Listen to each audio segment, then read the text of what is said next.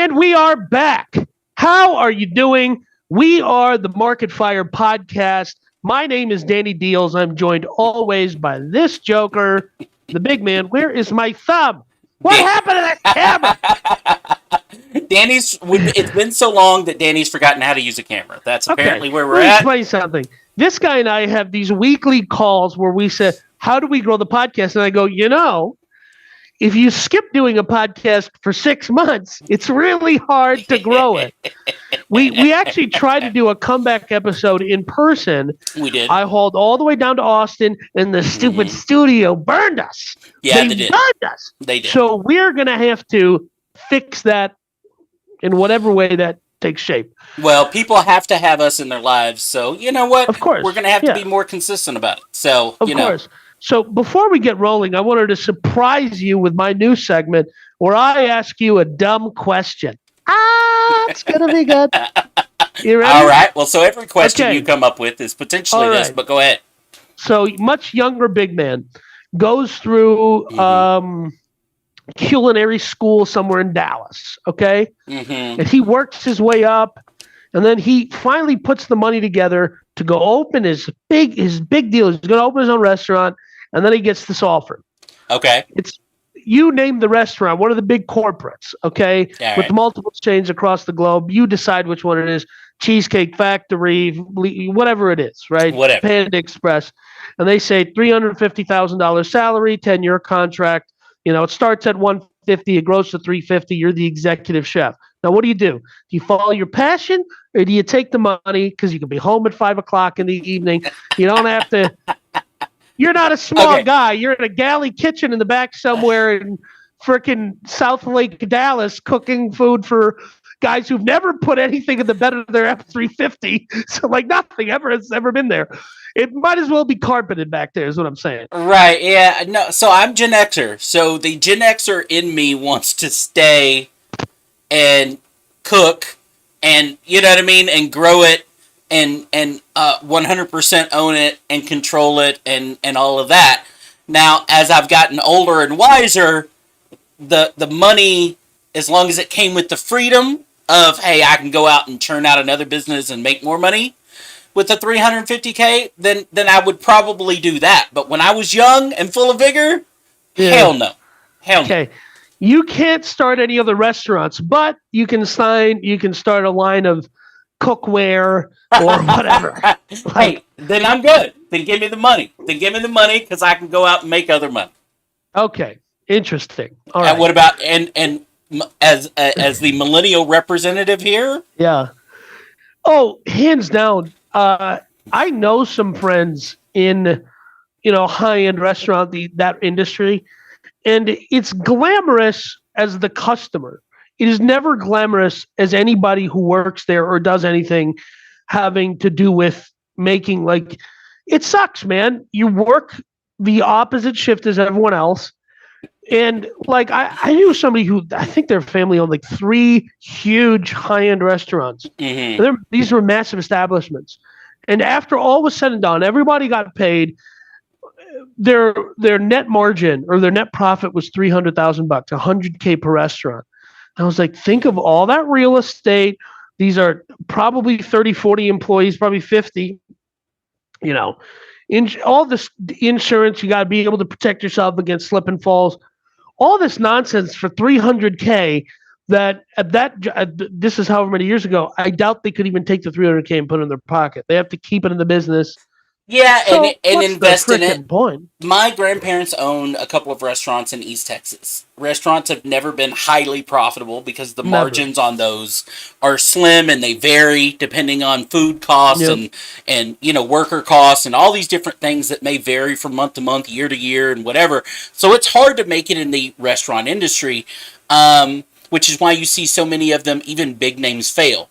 Right, Bennigan's was a huge, franchise. Never even heard of it, went down the pipe about 10 years ago. So, but my point though is I think what is missing from that equation though, and again I brought it up being a Gen Xer, right, is there used to be, and this is just not the case anymore. I'm not blaming anybody, millennial, Gen Z. This is not a knock on work ethic or anything like that. It has to do with the way we think I think about. it's pronounced work ethnic in No, the restaurant no, industry. no, don't make no.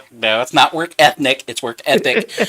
I will bash work ethic all the time for generation, but that's not this conversation. The conversation Right.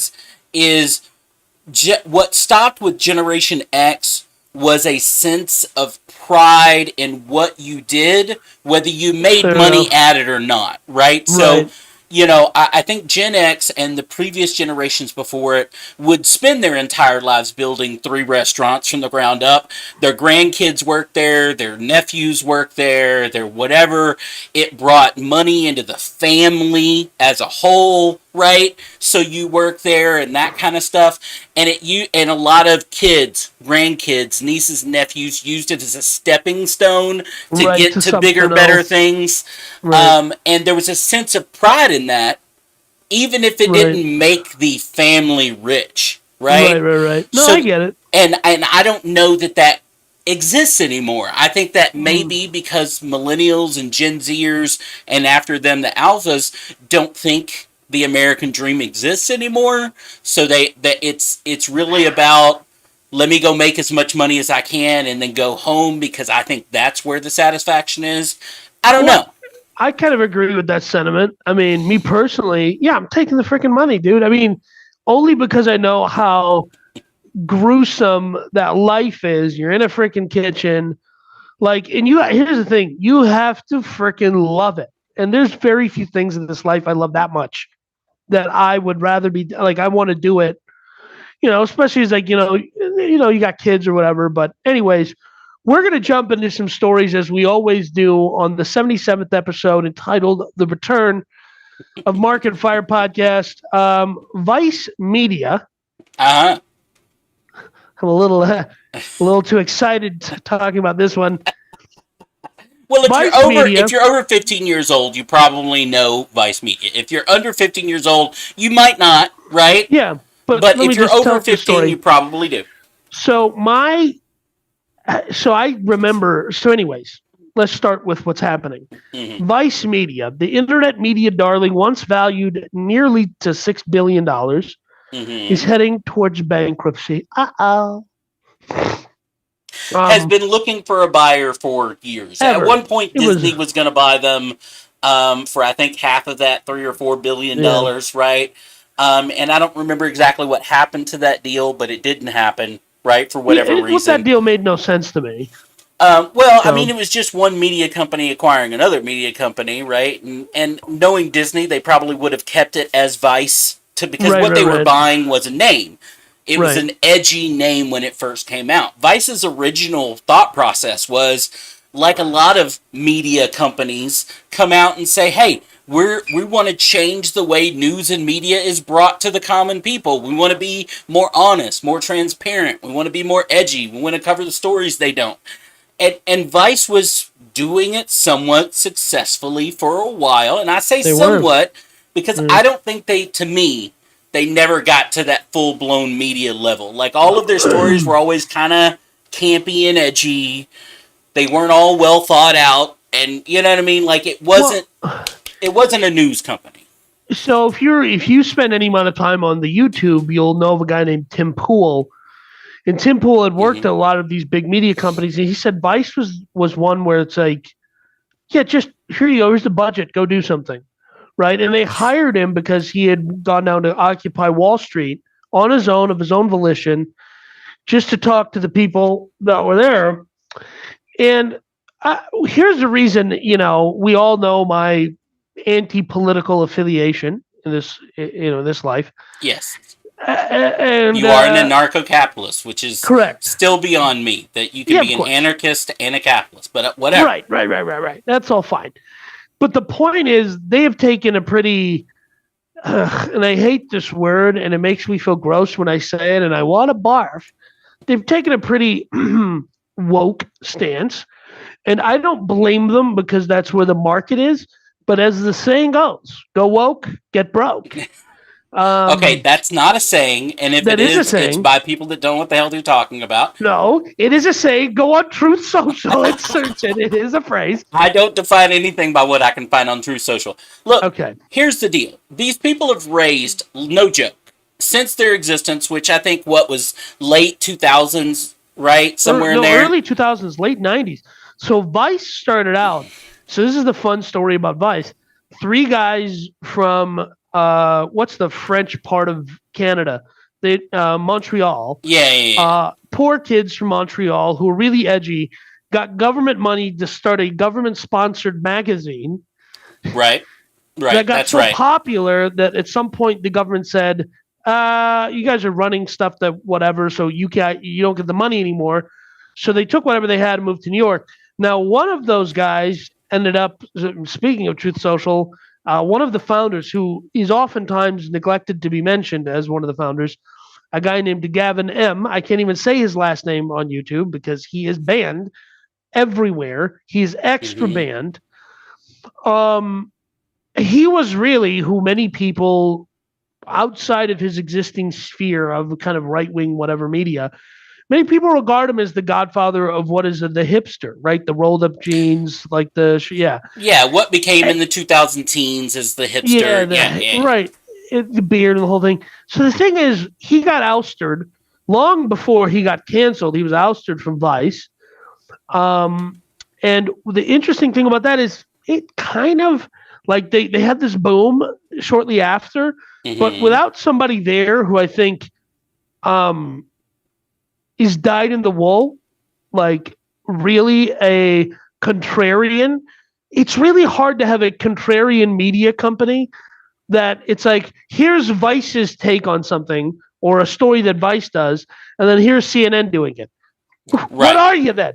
I mean, if you're going to be Vice magazine, be Vice magazine. The Vice that I grew up with was like, here are these weird twins in Atlanta who make money in a dubious manner, right? But also were kicked out of their home when they were young, so they were street pharmacists, white kids in Atlanta, and they dress a certain way from after hours, after work, but they wear suits and go to work in a law office.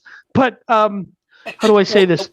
They have a polyamorous relationship with their girlfriend in which they both just have the one girlfriend. Right. What? But the Vice of that was the Vice magazine. And for those of you on the young side, a magazine is a book that you open that was never in hardcover. But anyway, so that was the Vice magazine, and then Vice News came about, right, where they put it on Vice, and then Vice Media, the conglomerate that is dying right now. But here's the deal: did they ever make money? I mean, they've raised billions of dollars to be a media company, and like a lot of these media startups, they never deliver a final product to compete with a CNN or an MSNBC or a Fox News or whatever. Right, but they did have a period where Vice had a block of time on HBO, and then they went to Showtime when that contract with HBO ended. But what is interesting is that no one who I think the guy's name is Soroush Alvi and Shane Smith, the two remaining co-founders who originally started the business, neither of these guys are like, oh, okay, I have to sell everything because the company's going bankrupt. No, they just took the money from their investors, compensated themselves hundreds of millions of dollars each, and they were like, uh-oh, if not more. Bankrupt. The company's raised $1.6 billion just from investors. Just from investors. That doesn't account for how much they fleeced the stockholders over the last 15 years, right? Not just the shareholders. Did they ever go public? I think they were trying to. Oh yeah. Are you sure? Yeah. Okay. BZFD, right? BZFD. Okay, that's BuzzFeed. I think. Oh, I'm sorry. Hold on, I'll have to look for it. Yeah, but I think they were trying to go public and it didn't work out. But BuzzFeed News, which is not one of our stories today, but no, I'm sorry. It's in the article that I have here in front of me about because there's been links between comparing the two. Yeah. Well, no. Listen, all of these kind of new media news corporations, BuzzFeed News or Vice, BuzzFeed is also closing its news division, which is why it's in this story. You hate to see it. So one of my brands, I had a brand and now it's just a t-shirt company, but I really had this like burning desire to create a libertarian or whatever style Vice News, right? Because I said, why aren't they? There's no one telling my story from my perspective, and it's not anybody else's fault. You should go do it. And the more I investigated, the more I go, so what you're telling me is I have to go raise $10 million from the Koch brothers and then keep raising money from other people and then go bankrupt. Like there was no path to Mm-hmm. sustainable growth and profit. Because I come as much as I am a millennial and we, popularized making $1 billion businesses that will never profit anything for anyone. Right? It's a $6 billion company, never made a penny for anybody, except for the co-founders, which is on some level, I don't know. So But, here's what they did. Because yeah, I'm sitting here going, wait a minute, I know Vice went public. And yeah. they did, but they didn't. They created a Vice, VICE ETF. Oh, So okay. the better the company did, the better the ETF did, right? Or whatever. Okay. So they still fleeced Somebody. shareholders I love it. for money, Yeah, right? they didn't listen. You and I are going to have a little disagreement here. We have this disagreement from time to time. They didn't fleece anybody. Those people who bought the ETF, if anybody bought it, they freaking deserve what they got. Sure. Okay. Yeah, Yeah. ignorant adults should just be fleeced. Sure, Well, that's what Danny thinks. no. I'll tell you where it starts. It starts with your freaking generation making everyone wear helmets on their bicycles. That was not That's Gen X, okay? That was your elder baby boomers that did that kind of fine. crap. Okay, Gen Fine. X, we didn't have helmets or Uh-huh. seatbelts. Neither did we. Like I We rode in the back of distinctly recall. we rode in the back of trucks, okay? Yeah. So here, fine. Whoever started putting helmets on kids started the degeneration. Like if in science they do this sometimes where they go, how do we get so far off of where we started? And there's a direct correlation. Kids wearing helmets. I was on. We're in the real estate industry. I was on a real estate Reddit, and there was a newer homeowner. Uh-huh. Now I can't confirm if this is true or not. Sure.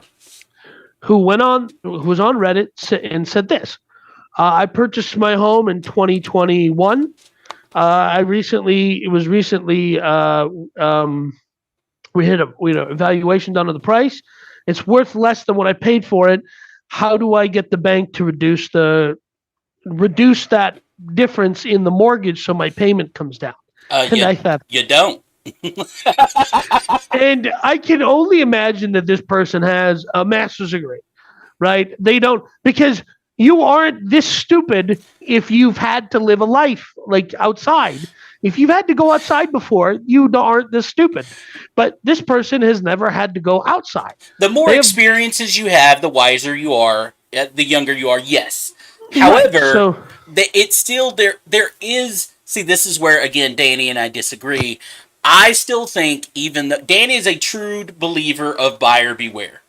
And I am to a certain extent. However, just like Danny just told the story, just because someone is a very intelligent person, let's just say that person had a PhD from Yale, does not make them a real estate agent or a realtor No. or know anything about real estate. So, in my experience, there should be a level of protection there for that person in real estate. You should not have to be a real estate expert to understand. If you buy something at a price and then it stops being worth what you paid, you're an idiot. You don't But they need don't to be know that at the time. They don't know that at the time. there is no that is common sense. If Well- I buy a car and it stops being worth what I paid for it, that's life. But you baby. don't know their situation. Their situation, they could have been told by a real estate agent that this is only going to go up, that it couldn't go down. You know how many times I see That's on any true. given day how many liars there are on YouTube and other places Yeah. that are going, just buy real estate, it never goes down, or just Right. do this and it But always makes money. Yeah, and here's the thing. Whatever layer of anyways, that's not a story that we're diving into. Well, no, I it just thought kind that of was goes hilarious. into this Vice story because all of these Sure. people that have bought into Vice, that have given Vice money in the rounds of funding or through their ETF or that has worked for Vice or whatever. These are all people that at this point, now that we know the end of Vice, have been fleeced. They have been taken advantage of. This is a media company that lasted 20 plus years, made zero money, but made everybody on the upper echelon of the company rich. Right. Okay? That's not a company. I mean, it's a company that made money, but it fleeced the average person that was involved lost money. Right. So anyway, nonetheless, I would never have anything. I mean, I just think it's fascinating that. So I don't think what the younger generations, mine included, don't have a strong understanding of economic downturn. I mean, we grew up, my generation. Because you've been insulated from it. So, I mean, but to be fair, my generation, like I have a couple of, more than one of my friends got out of college and joined up in the service, not for any, oh, I love America, service to my country. It was legit.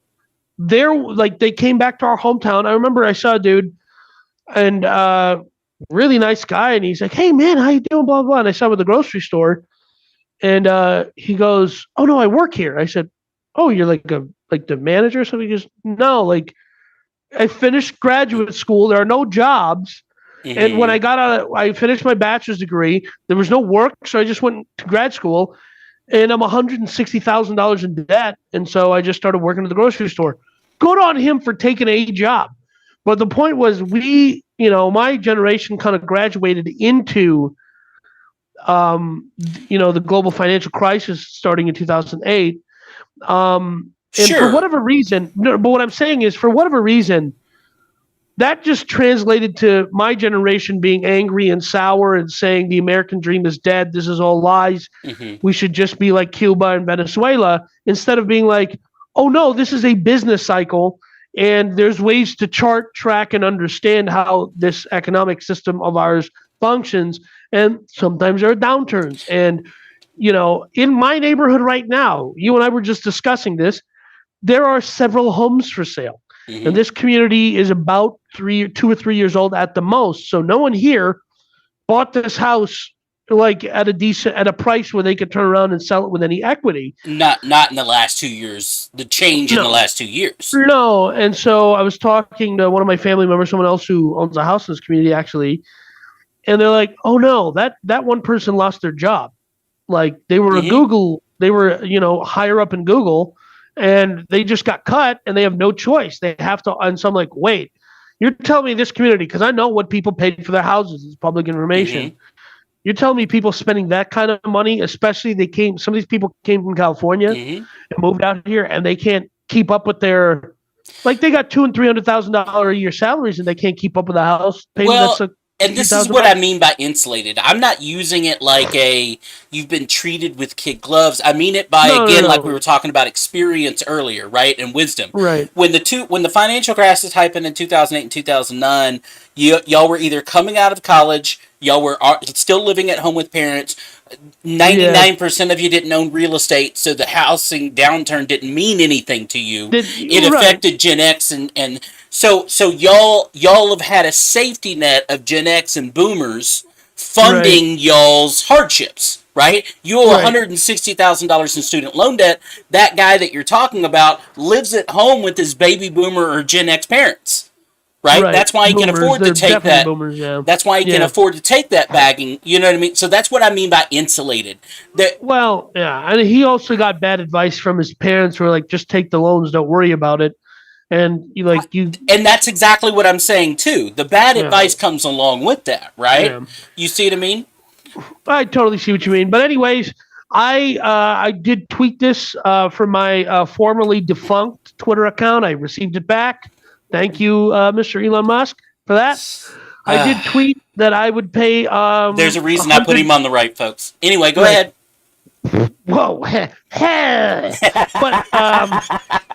I did say that I'd pay $100 million in cash. I never said what type of currency, so there you go. Zimbabwe dollars, but $100 million in cash If anyone can put out about a 5 or 6 hour video, movie, or documentary montage, Vice people finding out they're getting fired. What are you, Mike Lindell now? You don't want to pay the $5 million? What are you doing here? Anyway, go ahead. No, I'm just saying, if we can get hours of video footage of Vice Media employees finding out they don't have a job, losing their homes, pulling their kids out of private schools, selling their cars, moving to Utah, driving for DoorDash.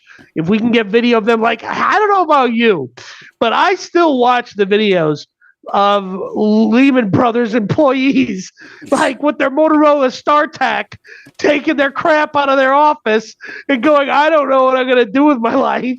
Because see, Danny gets his kicks really weird, y'all. They were paying me $4 million a year to run the risk management desk. Right. Yeah. So, anyways, we're going to jump into this next story. Hits close to home. Texas. I am making this prediction. This is May 5th, 2023. I am making the prediction that Texas will become the leader in what is called e-fuels. Basically, meth for cars, baby. Yeah. So Danny sent this story, and like everything else, I mean, look, I can't know everything. Obviously, I don't even want to attempt to. But my point though is I had to look up what he's talking about. I had never heard of anything called an e. I thought the adding an E in front of everything was over. I thought it was dead. So I thought we got rid of. We just file, like, I thought it was dead. Yeah. But anyway. Too many E's. So apparently, because we don't have enough danger in the world, they are taking... So the company is called... the investment is made in part by VAG, or Volkswagen Audi Group. I just call them VAG because that's funny, but it's actually Porsche. The fun part about this is Porsche and Audi have lobbied the European Union to allow this exclusion of what they are calling e-fuels or synthetic fuels to be because they have a 2035 ban on gasoline and diesel. Sure. There was this orange guy, I don't know, a long time ago, and he was orange, and he went to the United Nations and gave a speech about how these nations would very soon, we're going to be out of energy. And I didn't care for that individual for several reasons. But I enjoyed the show, and I'm continuing to enjoy the show. First of all, there's no energy crisis. Get over it, folks. There's no energy crisis. Quit it. So there's not even a fossil fuel crisis. Okay, please stop. Yeah. Anyway, here's the point. The point is the e-fuel. E-fuel is basically hydrogen, right? Which we all know has been around for a while, right? But it's combined with hydrogen combined with? It's hydrogen combined with combined with carbon dioxide.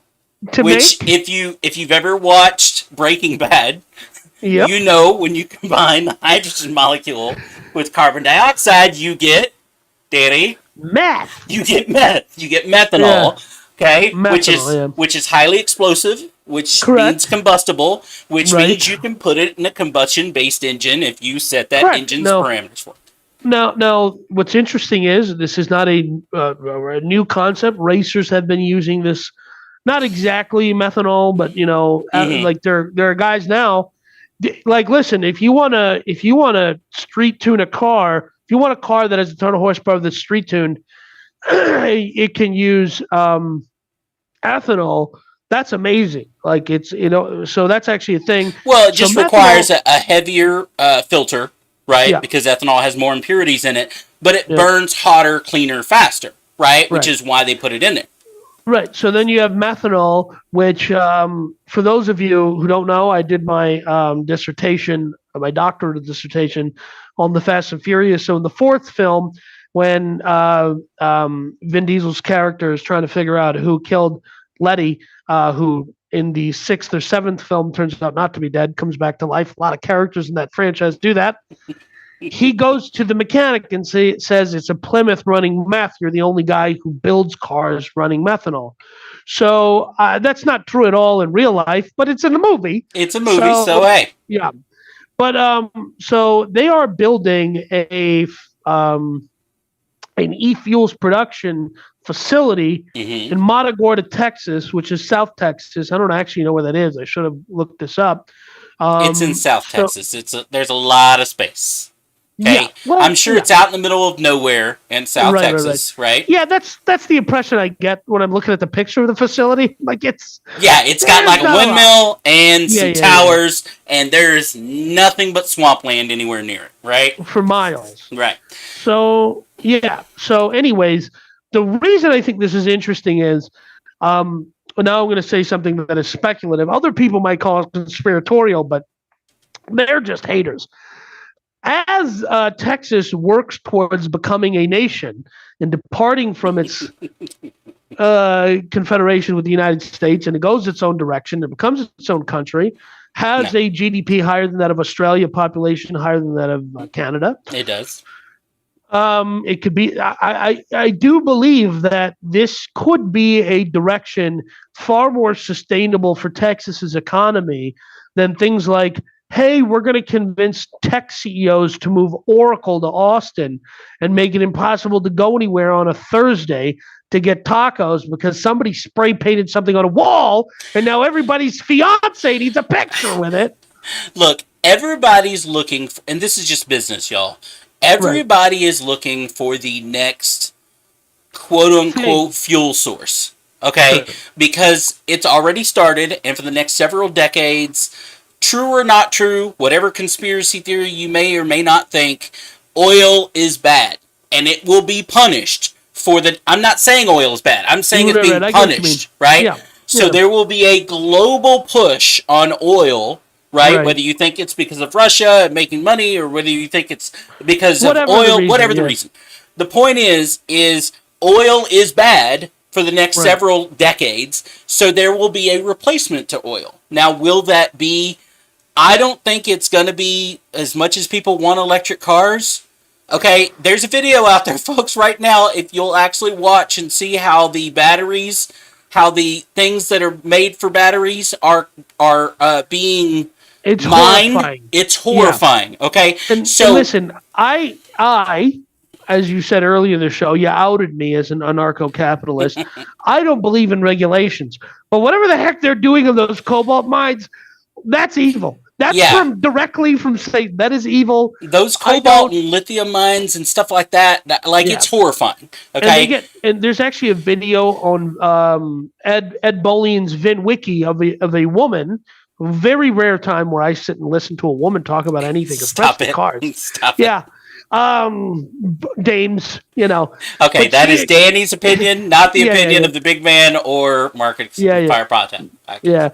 So, but she explains actually how, this is not some eco-conscious endeavor at all. Mm-hmm. There's all this ancillary evidence that says this is like, I think, what it takes to put in a cell phone. So I think it's like, a milligram or something. Oh yeah, like small. it's insanely tiny, right? Right. Like yeah, But then they're like, no, this takes a ton or however many grams. Like it is a significant proportion more to go in a car. yeah. And You have I had hundreds of pounds of batteries, Right. hundreds of pounds of lithium that go into a car. And so, listen, all credit to Elon Musk. I'm just saying he is a nerd. He's not a car guy, right? So I'm just saying that he didn't understand how to build a car. He understood the tech side of it. So and listen, of course, General Motors and Ford and all these other people are spending billions of dollars to build electric cars. Of course they are. It's not because they're geniuses. It's because they go, listen, our stock's going to go down if we don't do this. Well, and people will buy them as you shove them out the door. There's waiting Right. list for electric cars. Whether they look again, companies, again, good on them, will follow what the masses What the want. market, If right. you want an electric car, hell, I'll make you an electric car. That's what Right. General Motors and Ford are doing. They're going, Right. hell, you want to put $100 down for, you know what I mean, a Hummer that's going to come out in 4 In years? 3 years, We'll right. take your $100 and we'll deliver it when we get around to it. And guess what? We're going to make $40,000 when we do it, right? Right. So they're just answering the market. I've seen 2 F-150 Lightnings around here, and well, both of them had Beto O'Rourke stickers on them, so they're not really from here. Well, so I've seen a couple of the Hummers, and they are massive vehicles, and they are Right. cool looking vehicles. However, Absolutely. they're still electric vehicles. They have a limit of about 250 miles realistically, right? Right. So you're not, unless you're a town driver, you're Right. not going anywhere in Texas with an electric vehicle. You're going to die before you get to the next city. So, Right. I stopped at I was at a Buc-ee's somewhere in between here and Austin, and there was 3. They had 3 electric. Like there was an electric car thing, and there's 3 electric cars back there plugged in. and that'll get better. But my point is, it's not when you're trying to compare it to gas and these other fuels. So what's going to happen is gas is going to continue to get pushed down, right, and Right. out of vehicles. Every first world country has a law that goes into effect in 10 years, 15 years, Right. saying, hey, the amount of gasoline powered engines has to be below 25% or whatever that number is, right? Some states, California has banned them by 2030 or 2035. You can't sell a Right. gas powered vehicle in California or whatever it is. Right. So they're looking for what the next thing is, and guess what? If this ends up being, if meth in this case, ends up being the Right. next fuel, they can currently make it with today's technology that's going into this plant. They can Right. make gas, now again, Fuel. They can make this e-fuel. they can make this e-fuel for what would be sold to the general public at about $8 per gallon. Now, if you were a fuel company, I'm just saying, if you're a fuel company and gas continues to, just because of popularity, not because it's going to run out, just because of Right. popularity going down, right? Well, and every gas time they drops say we're to running 50 out. cents a gallon, Right. then, and I can turn around and transition my company over to an e-fuel company That makes $8 a gallon. that makes $8 a gallon, or even at that point it drops down to $4 or $5 a gallon. Right. It's just good money, right? It makes sense. And some of these are, Porsche. The reason Porsche is involved in this investment is because they don't want to. Like they have been very Toyota and Porsche have been very straightforward about. And Toyota is a company that unfortunately lost its way, but both of them are like, no, we want to build enthusiast vehicles and we need internal combustion for that. We can't do that with electric because you can't get the weight balance correct with electric. Mm-hmm. And so, anyways. Something like this could use a very similar technology because it's still a combustion, right? So you could still build a combustion-based engine for it. Right. And so the thing is, like, what we don't what people in the marketplace don't ever stop to think about is that there are legacy costs legacy investment costs that have been made on technology that at this point is well outside of proprietorship, meaning nobody owns this technology. You can all just use it because it's for the public, it's open source, and that keeps costs down. That's why a base, Model S was how many, like almost 6 figures when they came out. And the build it's $120 grand. I mean, it was, and that's 160 in today dollars. And when people talk about the build quality of Tesla, there are dozens of videos of people talking about the build quality. Insurance companies are very trigger happy when it comes to totaling EVs. I think that's a specialty market. You can't just go to your standard auto insurer and they're going to insure an electric vehicle. It'll come up with its own market because it's all about statistics, right? I mean, they have to have enough of a portfolio to cover understand. Yeah. But I just saw an article today that said a Rivian, and if you look at the damage, you go, nah, it's not a big deal. Like it's a bumper, right? but it was too close to the battery. $42,000 repair. Well, That's the repair bill. Rivian has recalled every truck it's produced. Every Right. truck. Right. Okay, for one reason or another. Every truck Right. Rivian has ever created. Right. So I don't think it's going to happen, and that is me 60% being hopeful because I don't want it to happen. But let's jump into this next one. Mm-hmm. Endeavor, the parent company of UFC, is acquiring WWE. I think this is becoming. I think this has been coming ever since Vince McMahon stepped down or got ousted. Down? Well, yes, he was ousted. Yes, there was like everything else, right? The Me Too and the yada yada and the. Here's the thing about UFC and WWE that I liked, right? Okay. I never paid attention to WWE, but let's say with UFC, was that they're pretty unapologetically like, oh yeah, we're fighting, so we just say whatever we want. And like when Joe Rogan got canceled, our good friend Joe, who has banned us from entering Mothership, but whatever. He got canceled. Israel Adesanya came out and defended him, and everyone like Dana White, the chairman of UFC, just kind of like rolled his eyes that they even bothered to ask the freaking question. Like, leave me. Like, who cares? Well, Dana White slapped his wife at New Year's Eve, and apparently he's already over it. Okay, he's already over it. No, the media has forgotten. Like, he came out and said, "Look, this is a mistake. I did it. It's my wife and I have talked about it. I'm an idiot. Listen, whatever." And I believe in equal rights and equal lefts. Anyways, here's what I'm getting at. The reason I think this is interesting is Endeavor, I think they paid. I actually did a video about this when I had that apartment off of Palmer Avenue, West Palmer Ave. So it's somewhere on YouTube, I presume. And I was talking about, I think they paid $4 billion for it. And I just think they overpaid. I think that there was just such a fervor. There's gyms everywhere. There's video games. So Endeavor, which used to be WME, which is so they're like a talent management company, right? Mm-hmm. So why the heck are they buying a media, like a fight promotion for the media? Because that's their business. They know media. I think you have a situation here where WWE, the guy that's ran it for 20 years, Vince McMahon, right, that owns a big chunk of it, has made it the spectacle that it is. It's survived, right? It's thriving, right? Of course. 7 days a week, it's thriving somewhere, right?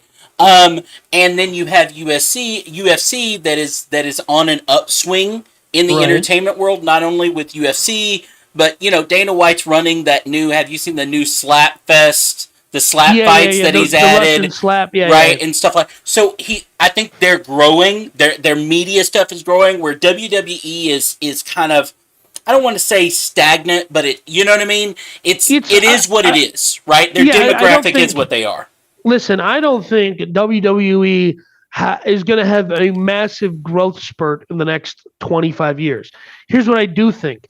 I think they're going to continue to churn out reliable profits from a captive audience that loves the business. And so long as they don't turn it into Bud Light or the NFL or the NBA and just turn it into a bunch of garbage, nobody cares about the ones, and they keep it fan focused. Because unlike these other businesses, unlike NFL, NBA, this is while it is a physical sport, it is not something that it's fixed. It's reality TV. It's reality TV, right? It's characterized reality. So, but again, if you're a parent and you're a wrestling fan, your kids are wrestling fans. Of course. It's a very family-oriented thing, right? Because of that, right? If your parents are way into WWE, your children are into WWE and they love it, the spectacle, right? And all this kind of stuff. But I think you have people that have been involved in wrestling, like Vince McMahon,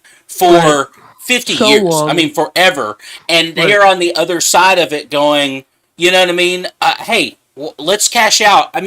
Endeavor is valuing. Now, they're not buying WWE. They're calling it a merger, right? Because essentially, their valuation of WWE is $9.3 billion, right? Now, that doesn't sound crazy to me because, again, there's wrestling in some city 7 days a week. Like, Yeah. there's Can I tell every you day. something? We just got done talking about how a different media company was once valued at around $6 billion, and now it's worth, But But the this is a difference is profitable media totally. company. And the other thing I would say is, just before I forget, I know you're going to train of thought here, but Endeavor, which I said used to be William Morris Endeavor, Hmm. was a talent agency. So like they're like management. They're like Ari Gold from Entourage, right? Right. When you understand that, when you think about WWE and you go, hold on a minute, what is the real product here, right? Right. Sure, there's the actual wrestling in the ring, Right. but the real product is the freaking merchandising, the shirts, the characters. And if you look at UFC and WWE, Brock Lesnar was a wrestler and then became a fighter. Ronda Hmm. Rousey was a fighter, became a wrestler. Hmm. And Well, and she makes more money as WWE than she did as a fighter. But that and she's fighting not blinking allowed her her face. popularity Of to course, get, yeah. and that's what the WWE provides, right? Yeah. And guess what? The Rock came from WWE, Of right? course. From wrestling. You call him Dwayne. You call him President Dwayne Johnson. President Dwayne Johnson. There's a Yeah. lot of at John Cena, right? Yeah. Original wrestler. So look, there's a bunch of All people, everyone you just said has had a role in the Fast and Furious movie franchise. So it all comes back. it all to Fast comes and back Furious. around. But look, so they're acquiring. Endeavor is merging with WWE. They're getting a 51% stake in Right. the company, right? Which means they'll have the control of the And they company. Both of these companies have streaming platforms. Frickin' A, man.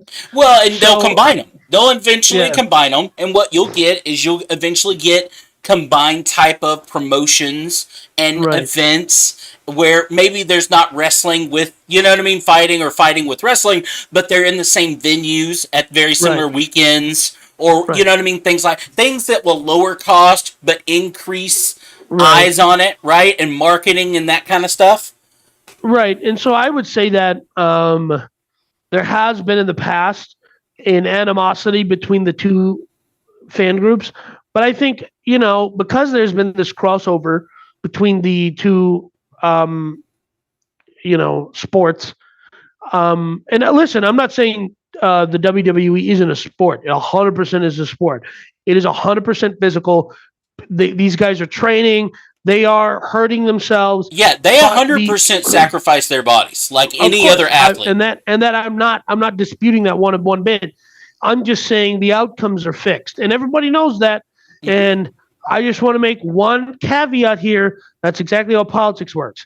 It's all fixed. Everybody knows it, but we're still having a good time. That's the only reason anybody Okay, well, pays attention. I don't know the politics that way, but look, there could be very unique crossovers, and here's what I mean. If you've ever seen Brock Lesnar, because you brought him up in a minute, if you've ever University of seen Minnesota him, guy. Yeah. if you've ever seen him in person, like if aliens came down just out of the sky right now and they said, "Yo, we need like one human being to like come up here and fight us, otherwise we're Right. killing everybody," it would Yeah, be the Brock Mountain Lesnar. from Game of Thrones or Brock Lesnar. Like those Yeah. would be the two guys. He Like, is huge. So if He you is took a Brock massive. Lesnar, let's just say back in the day when he was younger, you took a Brock Lesnar and said, "Hey, we're going to train you through Dana White's UFC Academy for the next 9 weeks, right? We're going to put it all on television like he does with his training, right? Or Yep. whatever the TV show he has where they go through all the training or whatever. And then we're going to schedule you a fight." You think that wouldn't sell tickets like crazy, that Brock Lesnar is going to fight somebody in the octagon for real on whatever? It would Right. it would sell tickets like crazy. Right? Right. Fans from both sides would want to be there for something like that, right? Now, here's what I hope this merger produces. Okay. Now, this is me speaking right to you, Dana White, Danny Deals, DFW, Texas, the Republic. Speaking to you, Dana White, Las Vegas, Nevada. Battle hardened, battle born. That's the state motto of Nevada.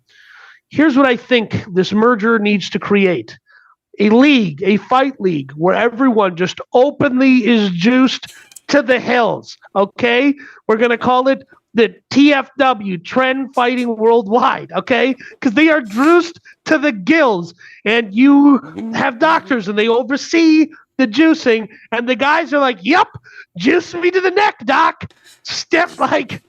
Because that's what old UFC was, and everybody openly talks about like LeBron James, who I forget who it was. It was an older fighter, and he's like, "Yeah, LeBron James and I had the same guy like juicing us up." So like that's what America needs right now. The Ultimate Warrior, whatever it is.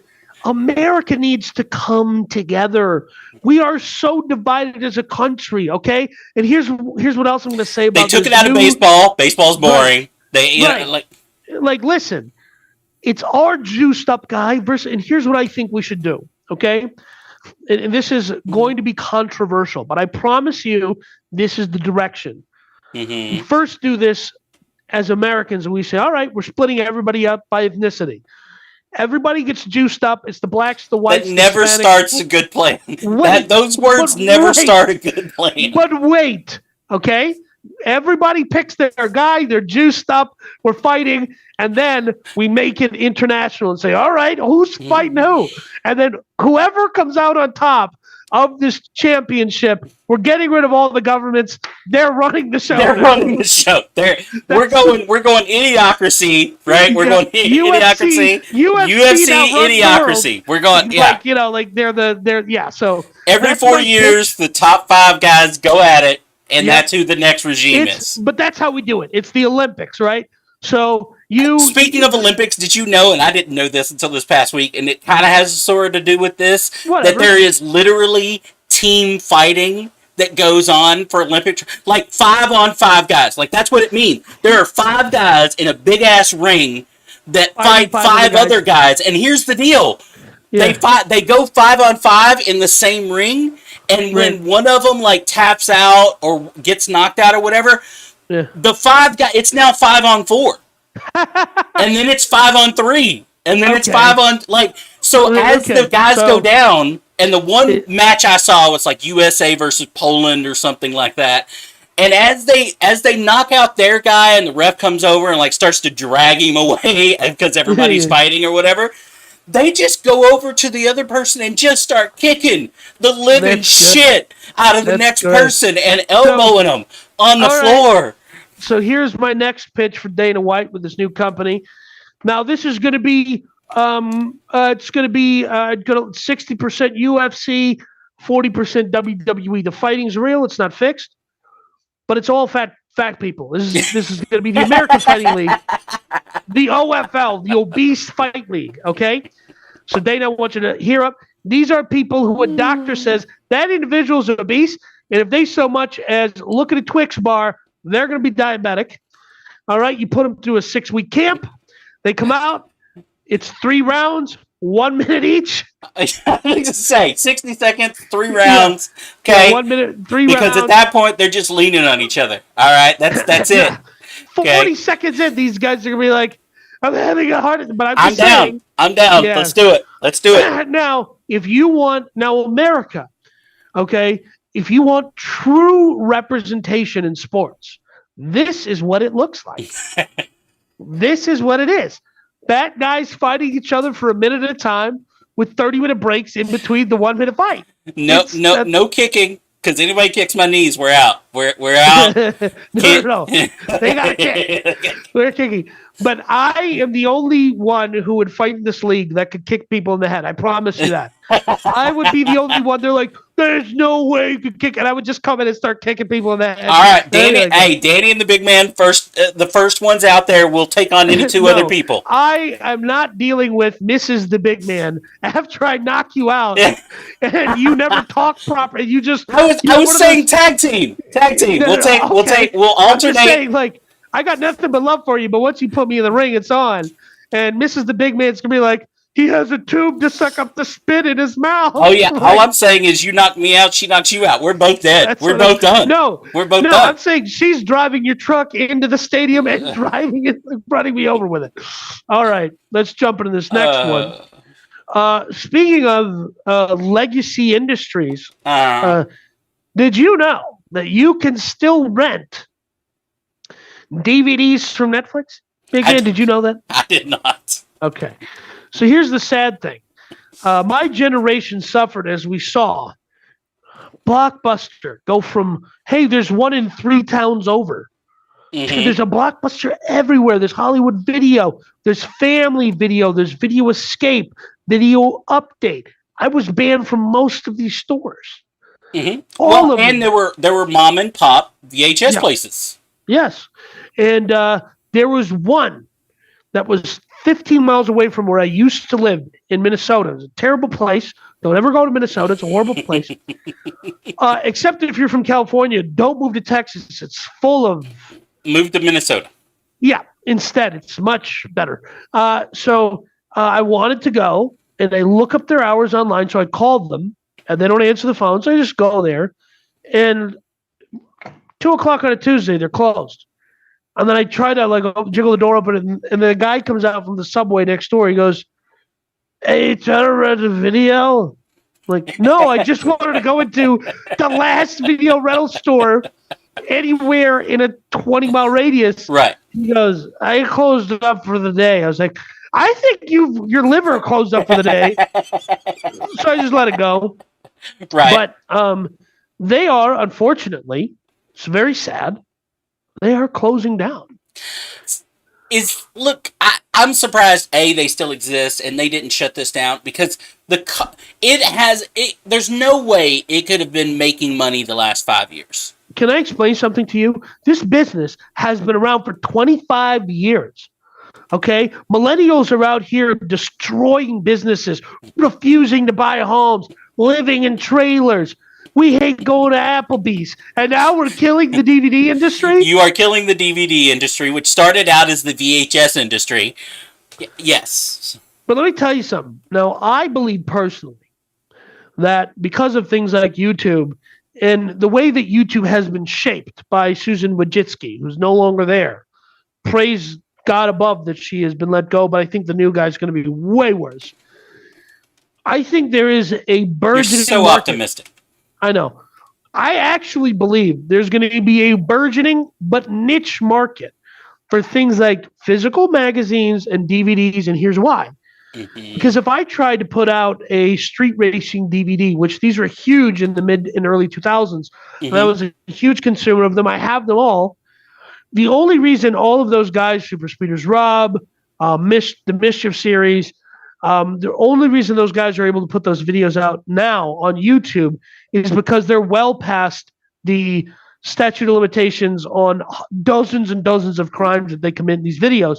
Sure. And I think as much as there are these private streaming services or Rumble and Substack and all this stuff, eventually the wokenomics of it will catch up with them. They won't be able to survive. You know, their server's going to get, hey, like they took down Parler's server off of freaking Amazon. Like, so you can build your own thing. But the point is, like, I'm just saying, you know, when I was first banned from Twitter, I dusted off my old man's fax machine and his typewriter, and I was faxing offensive stuff to people.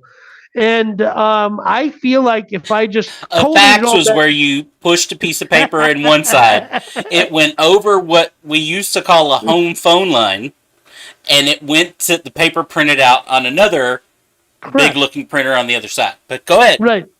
It was funny thing about fax is I was watching an old episode of Seinfeld, and Elaine is telling her new boyfriend that Jerry doesn't have a fax machine. They're laughing at him, and I go, "Oh, what?" I go, "Oh, fax machine." Right. Yeah. Nonetheless, you know, we're watching the destruction of retail, and now the thing that killed Blockbuster is itself dying. Right? Netflix streaming, not so much, but Netflix and Redbox. Netflix's DVD service and Redbox destroyed Blockbuster. It destroyed Hollywood Video. It destroyed, and again, you and I talked about this previously, I believe a couple of years ago. Netflix, before it became Netflix, went to Blockbuster with the idea and tried to get them on board when they were mailing them out. This is Right. before Netflix, what we consider today as Netflix being streaming Right. and all this. Right. This was way before then, and Blockbuster said, "You're crazy. Yeah, Right. this will never happen. This will never catch on." Right. And then and here's what's funny. Paul, I forget his last name. He was the CEO of Microsoft for the longest time. But it doesn't matter. A bald guy owns the Clippers now. Anyways, um, he made a similar comment about the iPhone. He said Mhm. nobody wants a phone without buttons. And guess what? He was right. I want a phone with buttons. It says no buttons. Give me buttons. Okay? I want resisted the non-buttons for so long. I mean, Yeah. I went from BlackBerry or BlackBerry-esque, then Yeah. to several phones came out. Samsung phones came out with the With quirky keyboard. keyboards, right? That you Yeah, like push slide the out, phone, yeah. slide out, and whatever. And I resisted it because I was like, it's just something else that's going to go out, right? The phone Right. tapping, whatever. It doesn't matter. The point is, Netflix getting rid of the DVD. This is cutting fat, y'all. This is good old fashioned business wise cutting the fat. Meaning the DVD delivery business couldn't have been making any money in the last 5 or 10 years.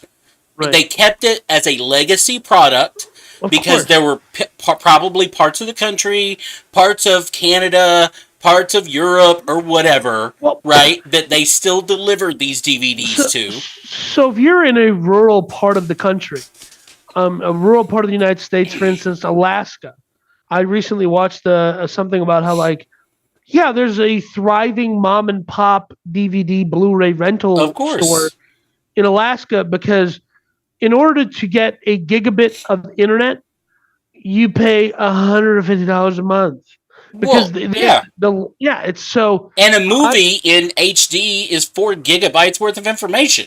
4 yeah, or 5 so you- gigabytes four- worth of information. Right. So the speed was never fast enough to actually stream. They were streaming the way I was streaming,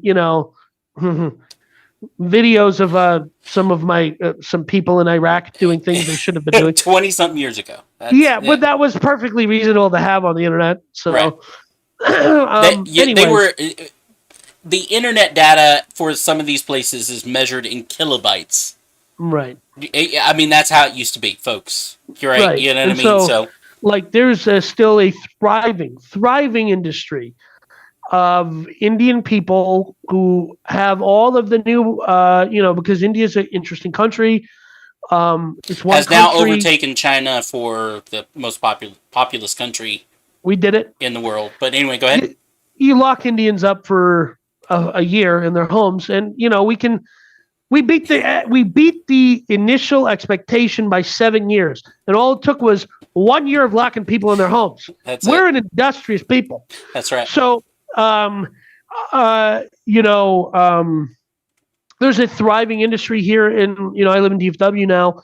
There's a thriving industry of Indian stores. You just walk in, and it used to be when I was a kid, you could rent the Indian movies because Indians it's one country, but it might as well be 100 different cultures and languages, Mhm. and that's reflected in the film because it's an entirely different language. So this ends up being reflected in the film, in their film industries.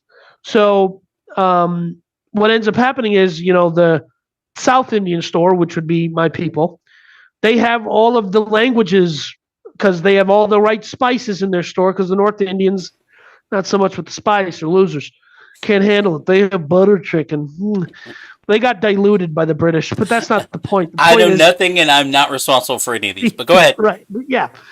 But it used to be you could rent the DVD and the original cover, but at some point it just became, okay, it's $2 to rent it. Here's they just hand you a DVD that they clearly burned. Right. And when DVD burners were going out of style and out of fashion, they were running around Best Buy buying all the discount ones up, trying to keep their little business afloat. So, Mhm. but I just threw that in there for today's stories because I just blown away that they were still doing DVDs. But I will say, if you're like me, until Amazon 2 years ago, like 5 years ago, there was a handful of films I wanted to watch. One was called Turn Left at the End of the World or something like that. And it was about my ancestors, if you want to call them that, Indian Jewish people immigrating to Israel in 48. And it was scripted, but I wanted to see it. I couldn't buy it on Amazon. I think it was $25 to buy it digital on Amazon. Sure. I couldn't buy it anywhere else. It was like I can just sign up for Netflix DVDs for $11, and then I rented like 4 of the things that I've been wanting to watch and couldn't find anywhere. Well, because they've been sitting in a warehouse for the last But yeah, so I just think this is Netflix streamlining his business. They needed to. They've had some rough quarters with the password sharing and that kind of stuff. It looks like it's going to hit them hard. Yeah. So they're just cutting fat, and good for them.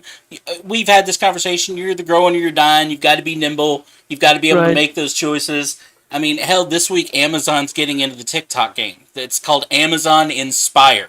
They're now going to have a short video platform. No. Here's again, guys, if you're out there, if you're like a... Hold on 1 second. I just want to give that advice to somebody I know. You hear that? You're either growing or dying. All right. That's right.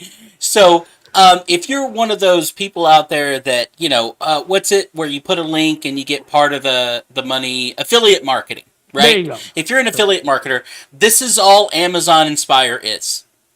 That's it. You talk about Amazon products, the video automatically links them to that product, and you get a piece. It's just that easy. You're creating TikTok-like content, but specifically on and for Amazon. I'm sold. Maybe we should talk a little bit more about that on the next episode. Absolutely. Let me ask you this. Are we doing the Elon story, or are we moving on to Sega? We can move on to Sega. I think look, we can cover Elon really quick. I mean, Danny, look, I have some respect for Elon Musk. There are absolutely a lot of things that I don't necessarily agree with Elon Musk. Who does, though? Yeah. Sure, you can't like what everybody does all the time. It doesn't exist. Right. But when it comes to what Danny has here is Elon is still moving closer and closer to his vision of Twitter into X, what he calls X. Still not sure what that means or what it represents, but that's what he wants to move it toward.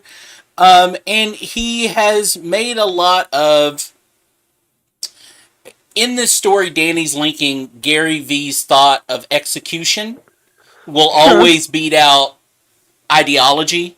I was actually having this conversation with a buddy of mine this week, and there are a lot of people out there that they have great ideas, but they will never execute. They'll never try, whether it's because they have an idea and they don't follow through, or they have an idea and they re-examine that idea so much because they want it to be perfect the first time they do it. Now, people like me, I will make the hardest, longest way around. I will fall on my face and make mistakes over and over. Right. I just want to execute and learn and execute and learn and execute and learn.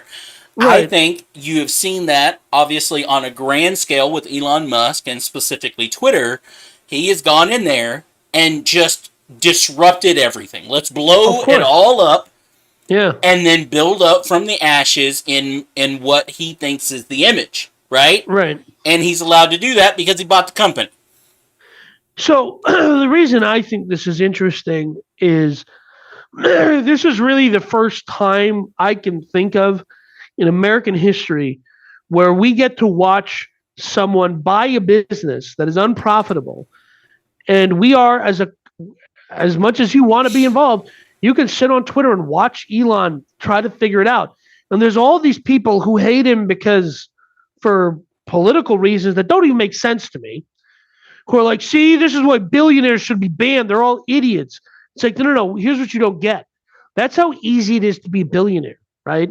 Is not to think so hard and just all right, that didn't work. Let's try this. Let's do that. That didn't work. Let's do this. Let's fire 80% of the staff. And all of the same people who are like, Elon Musk is an idiot. He'll never be able to run the company with 20%. What? Here it is. So he has talked about at length how he wants to use Twitter's user base as a starting point to build, he calls the X app, which is there's an app in China that is the everything app, right? Right. It is essentially you have an Android phone and you download this app. It's called WeChat, and you do your payments, your streaming, your social media, everything. And You that's what get he your believes. groceries, you get delivered, you get everything. Yeah, and that's interesting. And I wish him the best of luck. Here's what I think. I think he just lost $44 billion. I probably just go bankrupt, but I don't think that he's going to ever make any money with this investment. Um, but here's the reason I bring this up is the thing that people are so confused about entrepreneurship is it's not technical. Like there are technical entrepreneurs, engineers, for instance, Mm-hmm. they tend to suck because they're too freaking concerned about the engineering and not the business. Mm-hmm. This is an entrepreneur, right? They're not business people. They're engineers. That's what they do. Right. Well, look, Right. look. Elon Musk may not be the guy that makes Twitter into X. He may Right. may be the guy that blew it up and then brings in the guy and Of still course, owns which is 50% of the company, right, but which I brings do in the think guy is that what will makes it happen. X Yeah. because then Right. they don't have to worry about what he went ahead and took on. Michael's Dell has done this twice with Dell Computers, where the Right. company as a mass has made a mess. He's come Right. in and bought the company private twice now and gone, Yeah. no, I'm going to make all the decisions, take on all the flack, and people hate me because I'm the big billionaire or whatever, but I'm going to turn Right. it all around, and then I'm going to put it back on the market, public market, and everybody's happy again. Right. Right? So, And Michael Dell will probably make himself. He'll probably do that another 3 times in his lifetime and make himself $5 to $10 billion every time. sure, why not? I mean, he's doing it, and it works for him, and it works for his company. Right. So, I mean, why not? So, the fact that Elon is doing this with Twitter, he could 100% in 2024 bring in somebody to rebuild Twitter, and he takes all of the negativity with him, but Right. still And owns the biggest chunk of the company. right. And for all we know, he's already working on the other parts of this. And by the way, there are content creators who are getting booted or whatever, deplatformed off of YouTube, who aren't going to Rumble and who are exclusively posting their stuff on Twitter. Pardon? What? But I'm just saying, if he continues to cultivate that kind of environment, it is not unreasonable to believe that he could build X.com or whatever he wants to call it. He really likes that letter. I don't get it. There's always a new trend, and like we just talked about Blockbuster with Netflix, are you going to adapt to that, or are you going to let it look? 5 years ago, nobody knew what TikTok was, and if they did, which somebody did, they It's called probably told. Musically. But they told no. I mean, TikTok is what we think of it now, right? I mean, Right. and so my point though is nobody thought at the time that was going to be what TikTok is today. Right. They all looked at it like Blockbuster did Netflix, right? Yeah. Now, It's a bunch of kids wiggling on the internet. Right. And we feel a little weird watching it or knowing that it exists. and I guarantee you, Google's pissed off that they didn't buy it and shelve it or buy it and you know what I mean? So that becomes, to me, that is always the question, but it's always been a question in entrepreneurship, is are you going to adapt? And you're right. You have to be right that you're adapting in the right way, like Right. Google or Meta or Alphabet or whatever you want, you know what I mean? Whatever the names of these companies, conglomerates buy. Do they buy the next hottest thing and they're right about it? Or does it become too big for them to buy, you know what I mean, right off the bat, Right. and then they have No, to merge later, right? Right. Yeah, those are all interesting thoughts. But anyways, I just want to say Twitter is as it existed, gone. It's now X. All right, this last one, freaking wild. It threw me for a loop, I gotta tell you. Right. I think both of us were like, this, what? So Sega, the Sega Genesis, Sonic the Hedgehog, Vector Man, all of Mhm. that. Okay. They are acquiring for $776 million Rovio. Now you might be asking, do you have those people that make robotic vacuum cleaners? Oh, that's Roomba. This is Rovio, the creator of Angry Birds. And you're going, wait, that game we all got addicted to in 2013 when everything was just fine and America was doing great? So the economy was on the upswing? Yeah, that one. Here's a prime example of what we were just talking about. Here's a Yeah. game that there's nothing unique about Angry Birds. And not Okay. only that, it's not. It's over. Like Yeah, its we're on the popularity is tail end of it, but they're still there was nothing unique about it, but No. it caught on, and the people that owned the intellectual property that was Angry Birds, I don't know whether they had advisors that just knew what they were talking about, or Yeah. found the advisors, or brought on partners. I don't know the story behind it, but at the right time, they spread it like crazy. It wasn't just, Right. hey, I've got a popular app, I'm going to make millions of dollars from the game, which they have. Just the Yeah. app itself on Right. advertisement, they've made millions and millions and millions of dollars. 10s or But 20. Yeah. they turned around and turned it into a movie franchise. They took into that intellectual property and they turned it into freaking toys and movies. And then they took the movies and said, we're going to put these YouTubers as the voices. Here's David Dobrik. We're going to shove it all up your face. And they said, this is America. We're going to take this intellectual property. We're going to shove it down your throat. We're going to make hundreds of millions of dollars. We're going to put it in our pockets. And then we're going to sell it to Sega right as it's dying. I love it. Right as it's on its downturn, we're going to sell it to Sega for $700 million. Now, that's not the only interesting part that Danny and I were talking about when we said we found this story interesting. I literally had to look at Danny when he brought this story to me and go, does Sega still exist? Like, Right. Like, I mean, again, I was around when Sega Genesis came out. I played the original Sonic the Hedgehog. I had a Sega Right. Genesis at the time. Of course you But as far as a company, I You were did like not 30 know. when that came out, weren't you? But Sega Genesis looks. Yeah. I was not 30. Thank you. I'm old, but not quite that old.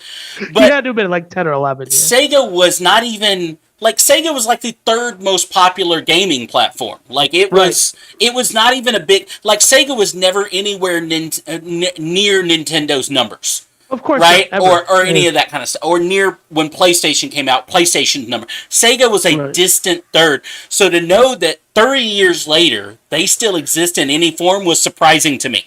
Like Sega was RC Cola, right? It wasn't even Pepsi. Right. It was RC Cola. 100%. Speaking of, where can I find some RC Cola? Because I can go for some RC Cola right now. So I had to look up that Sega exists, and it still does. It's 100% based on creating new games, and it actually is the maker of several games that I'm familiar with that I had no idea had anything to do with Sega in the development company. The biggest one being Total Warhammer 1, 2, and 3 is a Sega product. Massive, massive game right now, partially because it's a great game. Right? Lots of people play it.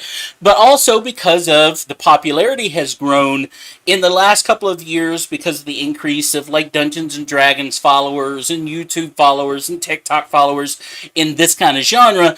But most recently, Henry Cavill, the actor that was Superman, was his first May big... he rest in peace. Yeah.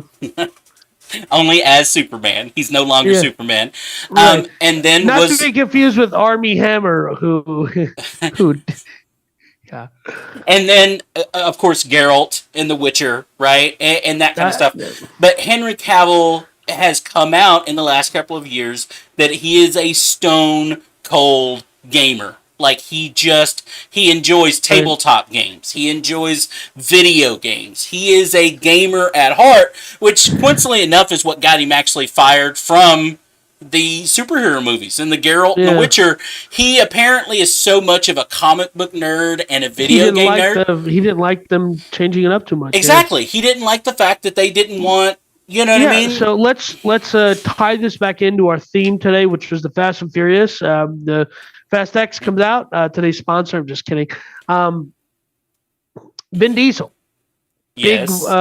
Big World of Warcraft guy and big Dungeons and Dragons guy. I did not know that until a couple of weeks ago, and he has a show coming to some network. I don't remember. I'm sure Probably it's some HBO. app, HBO, or it could be Peacock, or I don't know.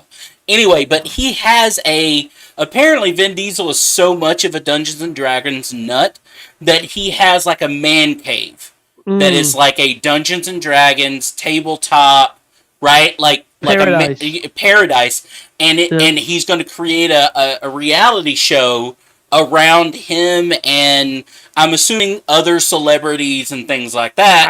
I think him and family Sitting around playing Dungeons and Dragons. quick update on something we were mentioning earlier. You can still buy RC Cola.